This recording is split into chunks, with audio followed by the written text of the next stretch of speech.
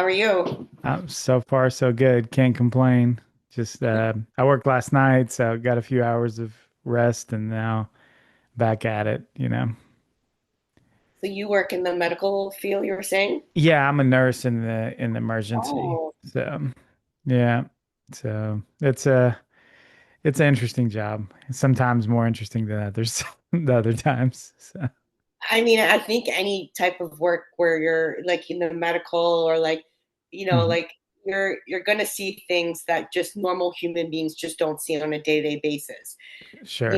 It's just something that we cope as humans to be like, oh, well, this is just something I need to work on. You're not associating yourself with it by any means, but it's still taxing. Yeah, Yeah. yeah. I think it's more mentally taxing than anything. Like people always think about like physical taxation, but it's more like just mentally exhausting. It's us, it's like police department, it's firemen, it's like those kind of service type of jobs. I know you're in law enforcement yourself, Yeah, so I'm police. Yeah. so you have a good grasp of, how things like that, jobs like that, tend to function. So Oh yeah, I get it. Yeah, yeah. I get it. Yeah. Yeah, well, I'd like to welcome you to the show.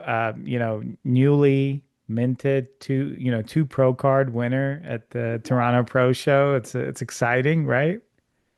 It's super exciting. Yeah. I've been doing it for like searching for it for 10 years. I would say it's been 10 years, like every year I'm back, I'm back, I'm back. Hmm. Like there's some years obviously that life comes up, things come up like that I'm not able to compete, but I Right. definitely come back that following year. So, but thank you for, reaching out and having me on your show. That's awesome. Yeah, yeah, of course. I was very happy that that you achieved your goal. It's always like really um nice to see. I mean, you won two pro cards. Can you like talk about which divisions you won them in and Yeah, Mhm. so it was Masters 40 plus, Mhm.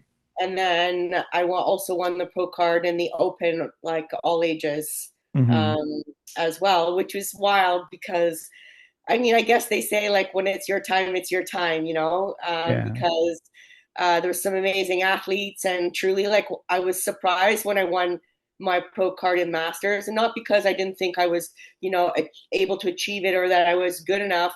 It's just that your brain kind of protects you year to year, right? Mhm. Because like I said, it's the 10th year I've literally tried. So, it's almost like you're mentally preparing yourself for like, don't get too excited. Right. So, I felt really good going into that show. It was definitely the best package I've ever brought. So I had confidence in that for sure. So then when they called me for the overall winner for Masters 40 plus, I was just like, holy shit, I can't believe it. Right. So right away, I was shocked, obviously, but I mean, so super excited. So right in my mind, I'm like, okay, well, obviously it's going to be someone else's. It's in the open Mm. category now. But no, I mean, they battled us out and put us to the sideline, and right away they're like 165. I'm your second IFBB pro, or whatever. And I was like, come on, yeah, Yeah, yeah, yeah, that's interesting, right? Because so what came first? It was the Masters, right? You won the Masters, Masters yeah, first.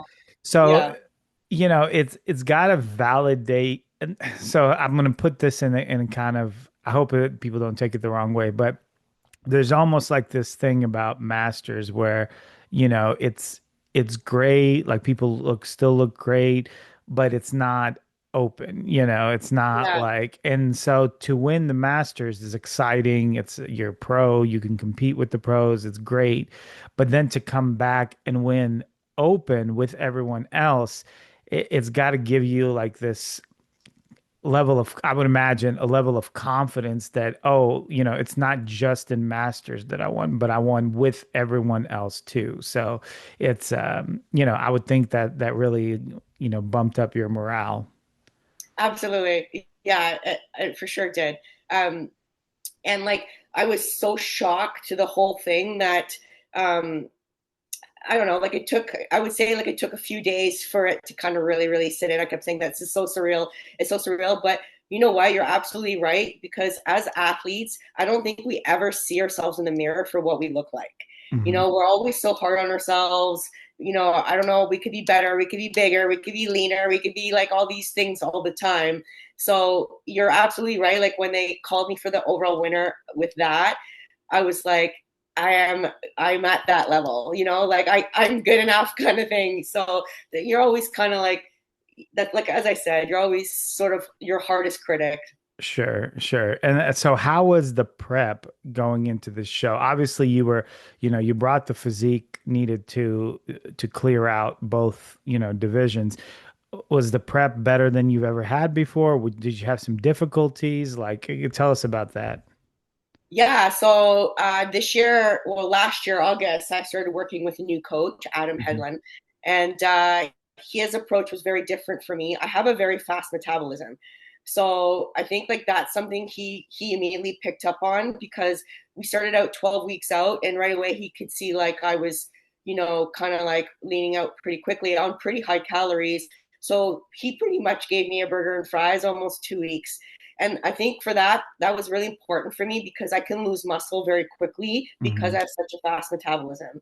So, like, recognizing that he's like, okay, I got to feed this girl. Hmm. So, ultimately, that was an easier prep for me because I kind of like those burgers and fries every 2 weeks. I know it sounds crazy, but it really helped me mentally.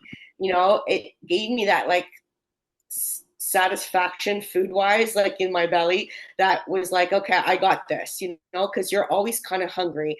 Well, not kind of, you Yeah, are always yeah, hungry. always hungry. Yeah. So, to the point of where like it would wake me out of bed, like it Mhm. was interrupting my sleep. So, like having those kind of cheat meals every 2 weeks really, really like set my mental health, like, and the way, I slept and just my strength the next day in the gym. So that was something no previous coach had ever done with me before. Mhm. So definitely I noticed a huge difference with this prep with that. It was hard, but you know what? I had moments of like, oh yeah, I feel full. Mhm. So yeah, and like even the training, cardio was 20 minutes first thing in the morning with weights. And it stayed there until almost 8 weeks out. And then another 25 minutes, which is introduced in the afternoon or evening. And that was it. So, yeah. Yeah, I think sometimes people tend to forget the importance of feeling good. It's if you don't feel good in a prep, it makes it very, very difficult to stick to what you need to. Your body tends to kind of just lose its appeal. Like it's just not functioning the way you would like it to. If you feel good and you feel full to a degree, obviously you're never going to feel like completely full. But if you're getting those cheat meals regularly or refeed meals, whatever you want to call it, and you have something to look forward to, you can kind of keep going and keep pushing yourself. And then I think at the end you do come out better. Obviously, in your case, if you already have a high metabolism, you get, lean easy. It makes sense. Someone that has a hard time getting lean, maybe you do a different approach. But do you think that, you said you tried multiple times. Do you think that the issues that you were running into before had to do with the fact that you were losing muscle mass on your prep, or was that just a matter of just progression until you got to this point where you could win this pro card? I think a little bit of both. Hmm. Like I always ran into the issue of where like previous coaches kind of like ran me to the ground. That was like sort of Hmm. the best way I can describe it, Yeah. where I kind of be like, I can see it in my legs, like my inner thighs are no longer touching. Like I'm losing my legs. And, there'd be this kind of like, but it was almost a continuous thing with, and not to talk about other coaches or whatever, because Sure. I Sure. honestly think like you got to find the right one for you because Hmm. previous diets or whatever probably worked on previous individuals or whatever, but for me just I found that I kind of lost what I was working on all season. um So whereas this time it's like I put on a significant amount of muscle. I could tell I was well fed off season, and I could say I put on muscle. But the best part about this prep was that as I was leaning out, like my shoulders still stayed full and my legs still kept their size. Mhm. So yeah, absolutely, that made a huge difference for me. That type of prep, yeah. Yeah, yeah, that's the worst is you put in all this time in the off season, you build all this muscle, and then to lose it during prep is got to be, disheartening. So I'm glad like this worked out for you. How like how many weeks out from the show did you start seeing in the past that you were losing muscle mass? Like when you said your legs were no longer touching. Yeah, I would say probably like it would start 8 weeks out. Yeah. Okay, so Or like, pretty.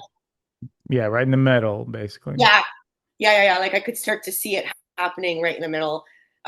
Like the good thing is that I can put on muscle very quickly in my legs, but I can lose it just as quickly, right? Hmm. Because Hmm. women generally have a hard time with their legs. It's something that tends to come out last in their prep, their glutes and their quads. So their uppers lean, their shoulders are lean, and the coaches will just keep pushing them until those legs come out, right? Yeah. Whereas I'm the opposite. My legs off season, I still have the striation in my quads when I'm flexing, Hmm. checking in with my coach off season. Obviously, it gets better as my show progresses, but that's the thing that gets on quickly, but it's the thing that also leaves me quickly. Hmm. Hmm. Yeah.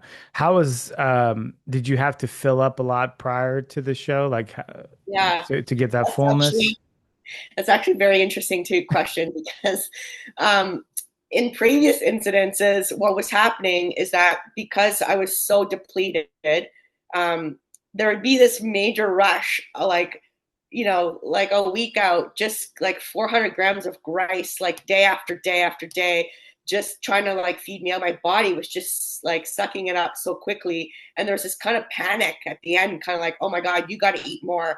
And I'm like, I'm losing my abs, Yeah. because it was just this like major pound of rice. And this was like a continuous thing that happens to me previously. Whereas with Adam, the regional show I qualified for, like I had to qualify before Toronto Pro. He's like, we're not even doing a peak week. You're just going in that. So that was the first time I've experienced that. Obviously with the Toronto Pro is like, so let's peak. So the peak was just like, you're ready. And then it was pretty much like, let's just do two of your high days back to back. And then Hmm. Friday, let's just go back to your low day. And then his classic thing is Saturday morning, 2 hours before the show, a breakfast sandwich from like Burger King or McDonald's or Tim Hortons Yeah. or whatever you want, right? So just a different approach. Yeah. So here I am like eating this McDonald's. I'm like, everyone's like, are you actually eating that show day? I'm like, Yeah. yep, I am.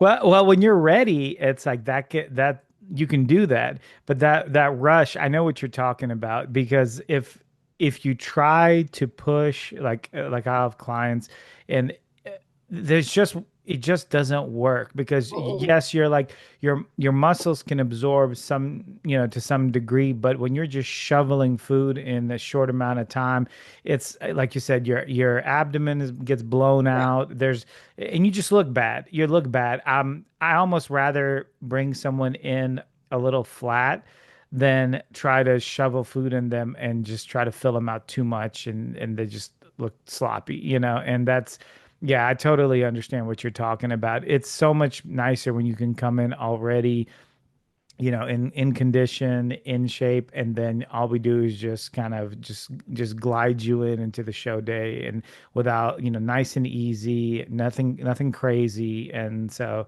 yeah, that's the best way to do it. But unfortunately, sometimes it doesn't work out that way. So, yeah. Yeah, and like I know like for instance water loading, like we didn't do any of that. And I'll tell you Hmm. why, because I already drink a significant amount of water every day. 5 to 6 liters, no less, every day, just because it's my personality. I always tell Adam I'm just so Yeah. thirsty all the time. It's the weirdest thing. I don't know. Nothing's wrong with my kidneys. I got it checked. Yeah. Like I'm just thirsty. So it's like we didn't do any water manipulation because like he's like you're not hanging on to any water, so there's no Right. need to do any of that. So that like, from previous, it's like, okay, start drinking 8 liters and, like, and I'm like, okay, we didn't do any of that. We just literally went in. He's like, just do what you're doing. Drink the amount of water you're drinking. Even show day, you're not going Mhm. to chug water, but don't dehydrate yourself, Right. right? So whereas previous one, it was like we're dehydrating. And because I drank so much water on a regular basis, that was too dehydrating for me. And Mhm. then my electrolytes got really messed up, right? Yeah, So yeah, honestly, it's a science. And it the is. science is like, it's based on athlete to athlete. It's different Right. for everyone. Yeah. Yeah, yeah, and like you said, you drink a lot of water throughout prep. Some athletes don't drink much Right. water at all. So that's going to be a big difference, Yeah. And a lot of people don't drink water because they don't like the way they feel when they hydrate a lot. They think they kind of feel a little bloated. Yeah. But you're not stepping on stage right now. It doesn't matter. Stay hydrated. But I think it's just it becomes a mental thing for them. And Yeah. then when we get to showtime, it screws things up. So in your case, you're already drinking water, staying hydrated, perfect. You just do a couple of little tidbits right before the show, and you're good. Yeah, exactly. And I guess the thing would be to like know that about your client or your athlete, right? Because like Mhm. most people are just like, okay, like you don't know how much someone's drinking per day or whatever. But I'd always say, like, I drink a lot of water. Like, it's not normal, I'm telling you. But like, if I leave the house, I'm carrying a bottle of water. If I go into the grocery store, I'm carrying the bottle of water inside with me in case I get thirsty. I'm like, this isn't normal. But yeah, Well, your body is probably used to. You've been doing it for a while. You're yeah, obviously putting out what you're putting in, so you're not holding on. Like you said, the right, coach said you're not holding on to any water, so you're not retaining anything. right. So that's exactly what you want. You're in and out. It should be equivalent to what. So you're in good standing there. Um, so with you getting this pro card, so now being IFBB Pro, awesome to hear, right?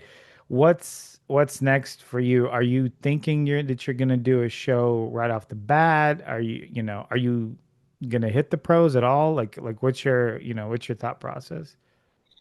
Yeah, like my personality type is hit one goal, move on to a new goal. What's the Hmm. next? What's next? It's just, I thrive on goals. I've always been like that since I was very young. Whether I was competing in triathletes, Ironman, or whatever it would be, I had to have something to work towards. So this is almost like a tease for me. It's almost Hmm. like, there was this one goal I had the entire time and had to get there. And as soon as I hit it, I moved right away into the next one. I was like, you should enjoy it for a bit. I'm like, I am. What's your next goal? Yeah. So yeah, we're definitely going to hit the pro stage next year. Hmm. It's just figuring out kind of what show I want to do, and of course the time we want to grow. Hmm.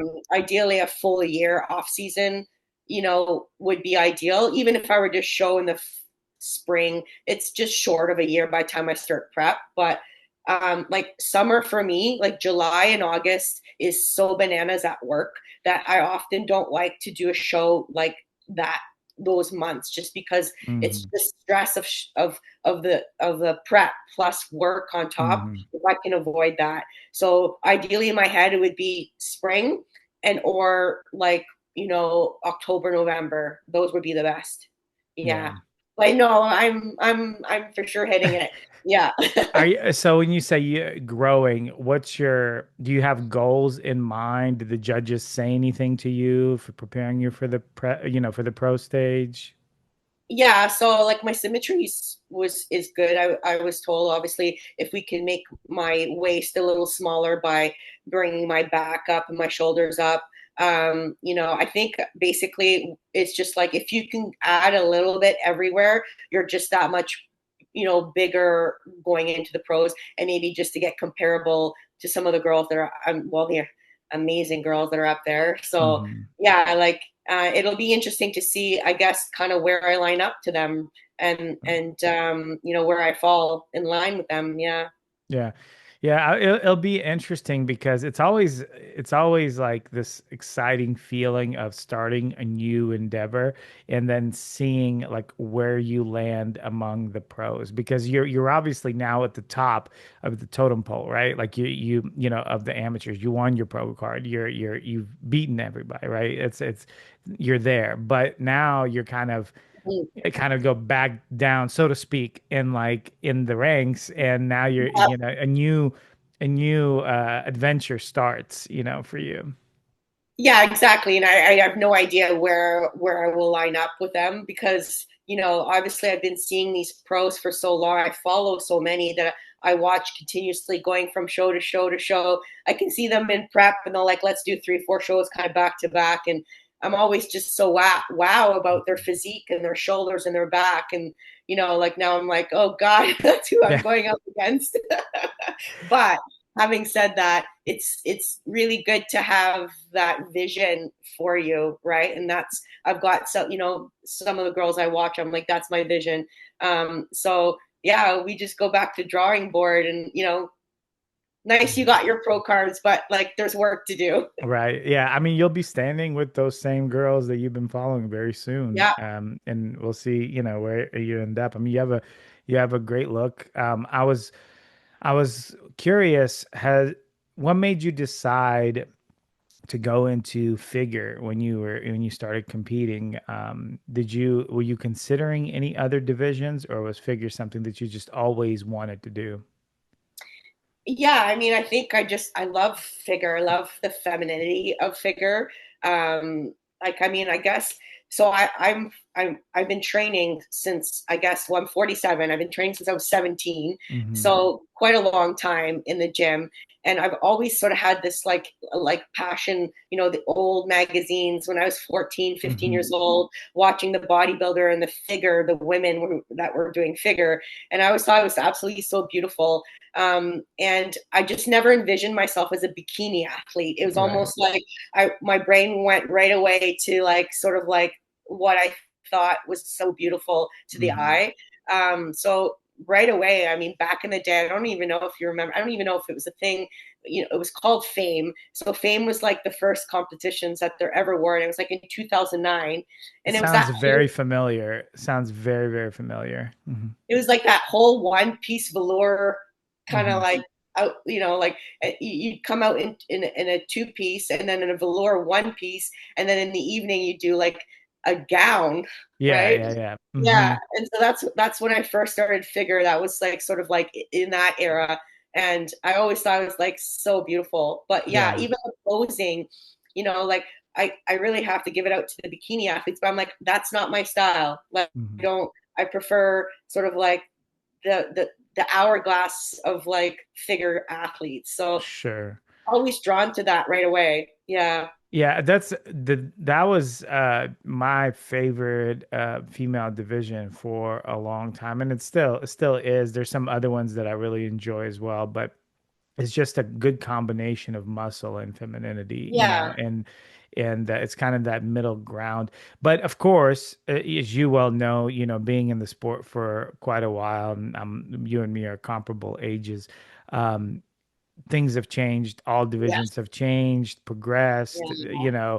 how, like, what do you think about, over the years, the Yeah. progression of of just really all divisions, but specifically yours? Do you like the direction it's going? Do you prefer, a certain look for figure? Like, obviously Sydney has won multiple times. Now she's gone. Now they have to make a new Yeah. decision on which direction to go with figure.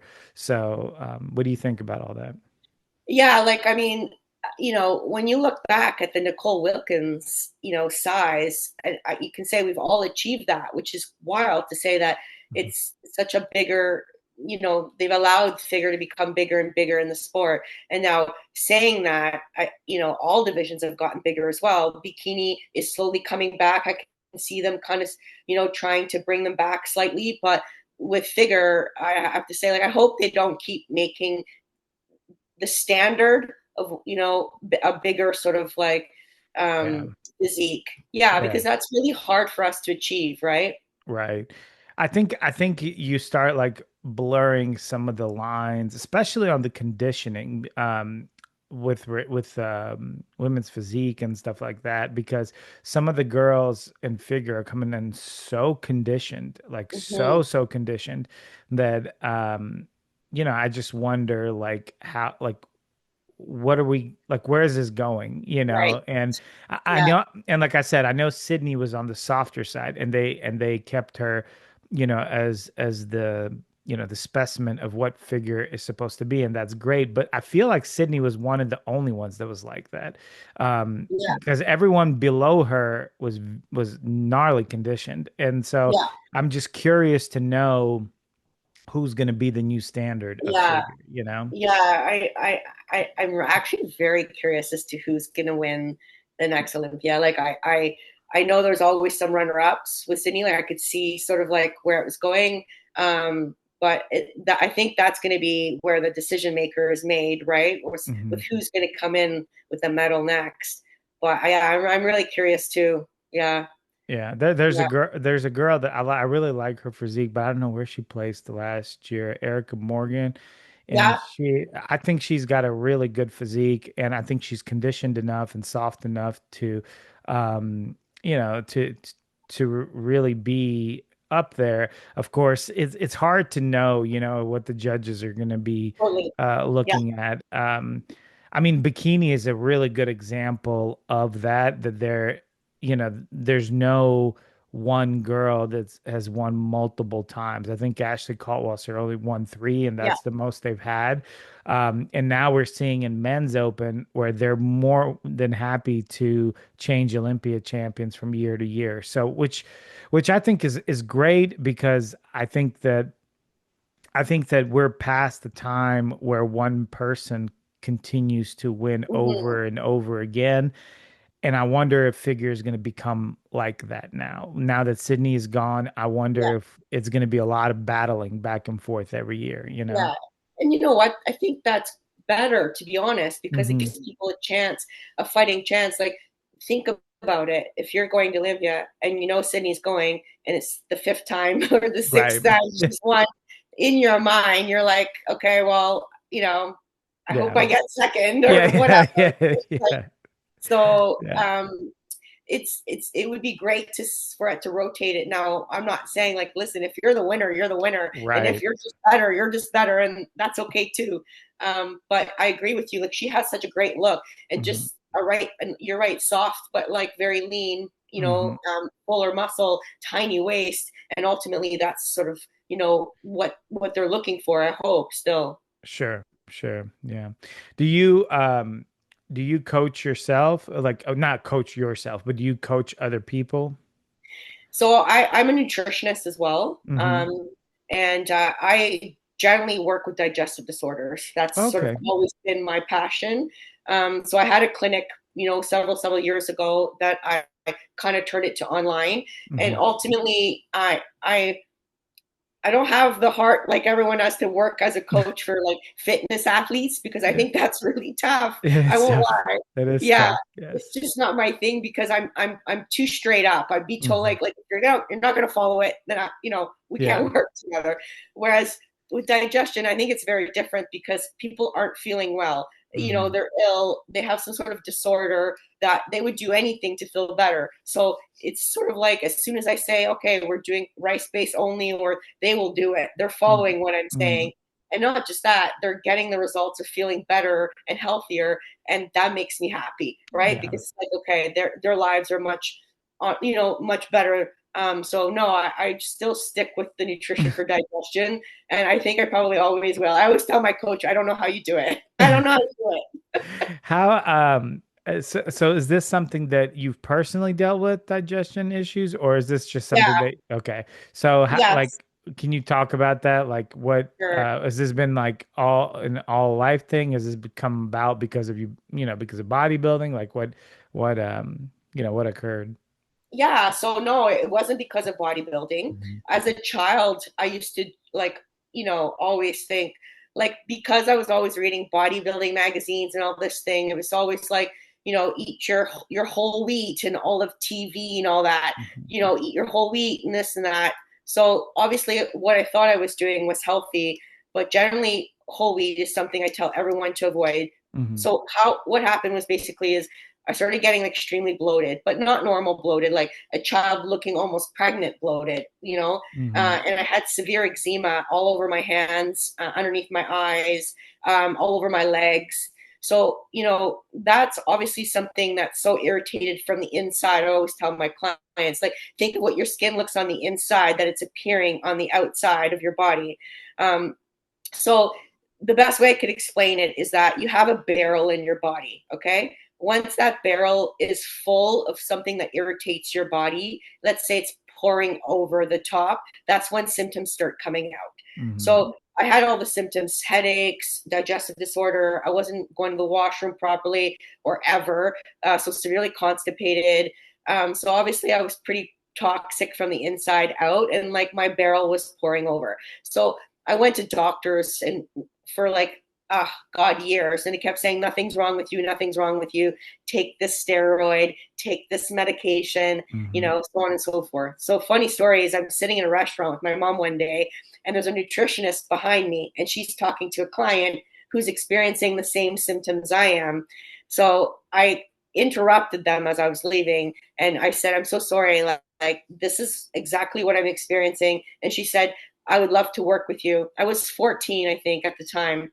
So I'm not kidding you. I worked with this lady for 2 weeks, and she took me off all of wheat, all of sugar, all of dairy, put me on probiotics, and just the basic stuff, fish oil. But the Yeah. key is removing the things that aggravate your barrel, right? Right. So once the barrel got down lower and lower, I could have some of those things once in a while and it wouldn't bother me. But it's because I was overpouring at the top. Mhm. But ultimately, I was like, I need to do this. Whatever she just did with me, I need to make this a career. So I went to the Institute of Holistic Nutrition. It's a 3-year program. And right away, I knew digestion was like where I was heading.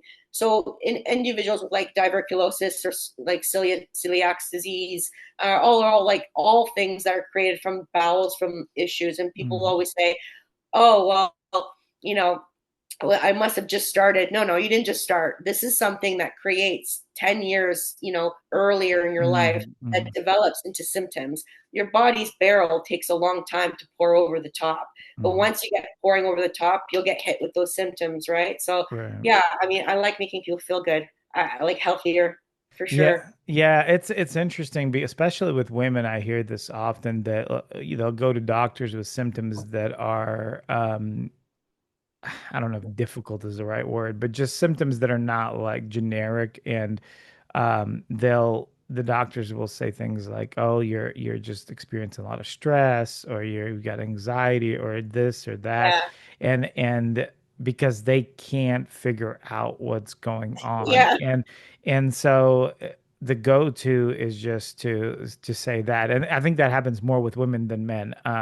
And so like my own mother kind of experienced something similar. She was going through some stuff and they were like, well, it's the stress. And we found out, oh, it's actually not. There was like a underlying issue. So it's sad because it's like there's so many people that just don't have answers, to the questions No. that they have. So if someone's out there to be able to give them some sort of answer, some sort of help to alleviate some of that pain that they're dealing with, whether it's emotional or physical, it's really important. I think that's important. I think nutritionists are very important because I think it's hard for a doctor to play the doctor role and play the nutritionist role. I think those are two different roles, and one doesn't play the other well. Like, so I think they should stick to what, you know, they they should stick to what they're trained to do. And doctors are not trained to be Yeah. nutritionists, And that's where people lack that education because they Right. have all this belief in their doctor. They just like, Right. like tell me what's wrong with me, but the doctors, it's not their fault. They just don't have the education Hmm. in nutrition. Where the Yeah. education lies is in the medication. So like what medication goes with the symptoms that you're experiencing, that's a whole lot of learning that they need to do on their end. I didn't learn that, right? Right. So like, sure, you got to know sort of like who to go to for what. But Right. ultimately, our food has changed because people always say, well, isn't whole wheat healthy? And I say, well, it used to be, but it's Hmm. man-made now, right? So basically, like, in order to grow more crops quicker, they genetically have to add things to it to make it grow faster. During that process, Right. it's the molecular aspect is not recognized during digestion, so it's going to cause bloating. It never used to Hmm. be like that. It just is a thing now. Right. And you're always going to hear people say, oh, like, let's say I went on carnivore or I went on keto, I felt so good. And I'd say, yeah, you know why? Because you removed all the things that cause inflammation in the body. Hmm. So of course you're going to feel better. I don't recommend it as a forever diet, but what you've just done is if you've just eliminated every single food, like sugar, the dairy, the wheat, or like gluten, all the things that cause inflammation in the body. So yeah, you're going to feel better. So people kind of get a taste of it like that. And I don't mind if they don't go keto or carnivore or whatever at the beginning, but ultimately you need carbs. They're Right. your body's primary fuel source of energy, your brain's fuel source of energy. So just choose the right ones and you'll be okay. Right. Yeah. So do you recommend, and I'm just putting words in your mouth, but correct me if I'm wrong. Do you recommend elimination just to Mhm. do like a diagnosis of what's going on and then slowly kind of add things back just to see like what, like what Yeah. you're dealing, like what you're okay with and what you're not? Yeah. So the elimination diet is what I always um, Mhm. like I recommend right away from the beginning.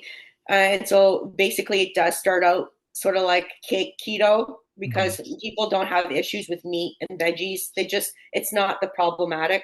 So as soon as like you remove all of it, and then you would introduce one grain at a time. So whether it be sweet potatoes or potatoes, generally they won't have any problems with that.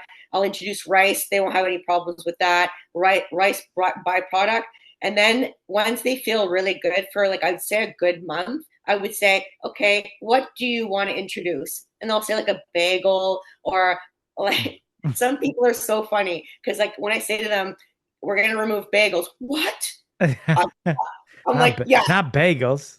no, like I can't do it. I'm like, yeah, you can do it. It's like there's this addiction Yeah. to something that's so wild. I'm like, okay, well, why don't we just remove it for 1 week? Like, Hmm.